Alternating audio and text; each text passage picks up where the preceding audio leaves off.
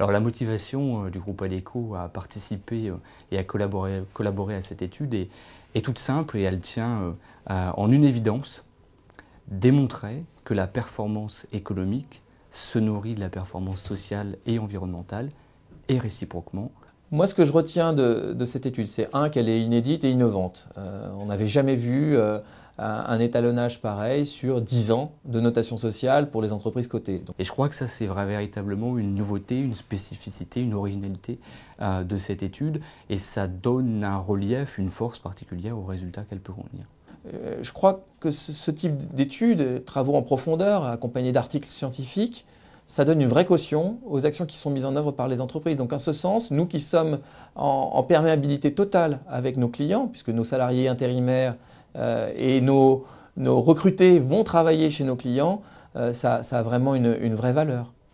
Alors je crois que les retombées de cette étude, les retombées pratiques, managériales, elles découlent tout simplement de ces résultats. Le premier, la démonstration est faite que la performance économique se nourrit de la performance sociale et environnementale.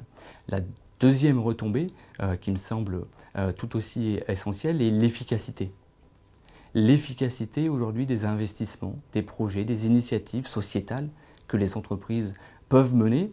Je crois que c'est une des conclusions, encore une fois, de cette étude, de montrer que tous les domaines de responsabilité, toutes les pratiques de responsabilité sociale et environnementale ne sont pas récompensées, valorisées dans l'économie marchande. Je crois qu'on peut s'attendre à des innovations. Pour le groupe ADECO, la suite d'un tel travail de recherche, ce serait de mesurer les effets des nouvelles obligations en matière de responsabilité sociale et environnementale. Je pense au Grenelle de l'environnement, les reporting RSE, les bilans de gaz à effet de serre et les plans d'action qui vont avec.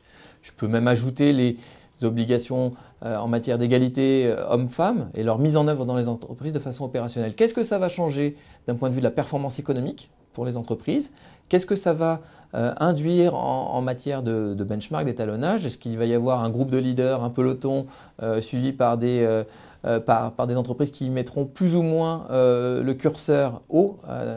Et puis ensuite, il y a un grand paramètre inconnu, c'est la crise. Quels effets la crise peut avoir sur les entreprises, même s'il y a de nouvelles obligations?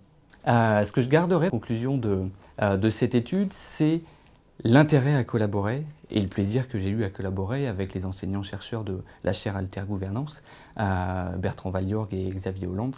Je crois que c'est un message qui leur est adressé, mais c'est aussi un message qui est adressé à toutes les personnes qui nous entendent et qui vont, je l'espère, avoir envie de parcourir cette étude, mais aussi de la véhiculer. Et ce message, c'est de les encourager eux-mêmes à collaborer avec le monde académique et universitaire. Je crois qu'il en va de l'intérêt des uns et des autres, et qu'au final, la connaissance de tous y gagne et la responsabilité sociale en premier lieu.